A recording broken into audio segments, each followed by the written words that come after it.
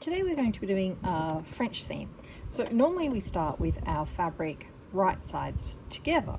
So today we're going to swap that around and start with it right sides out, lining up our cut edges, popping it in underneath our machine, and I'm taking a smaller seam allowance today, so it's going to be a bit smaller than normal. Just going to get started, do a little bit of reverse.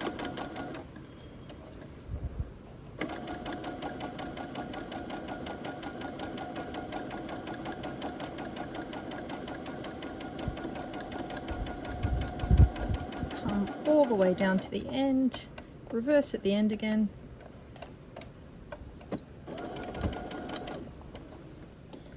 And then take the seam away.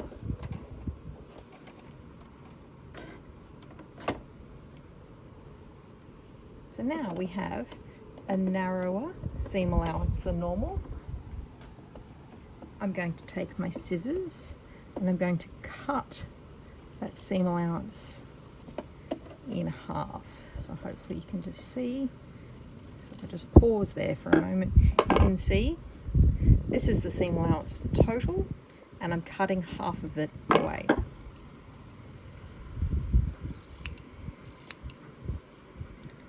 Just trim the tops of those threads while I'm here. So now that we've done that, we're going to fold our fabric back the other way. So if I was doing this in a garment and not just as a sample, I 100% would now grab my iron and give this a press to make sure that this seam sits nice and flat. Because it's just for a sample, I'm just going to use my fingers just to squish it down a little bit. But as I said, if I was doing this as a garment, I would definitely be using an iron.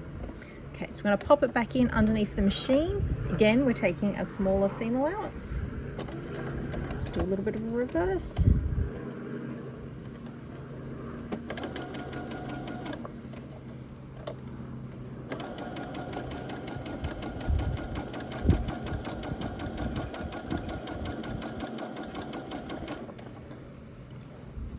So you can see here my thread from my start has actually caught up my end, so I'm just going to get rid of that.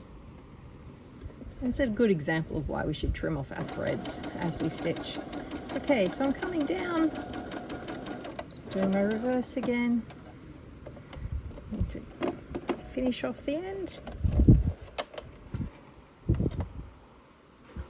Now we have our seam sewn. And when we open it up to the outside of the garment, it looks all nice and neat. So it's a great way to keep things nice and neat and looking very smooth on the inside. Also fantastic for anyone who doesn't like the feeling of seams or has any sensory issues where they don't like feeling seams. So keep in mind a French seam for those.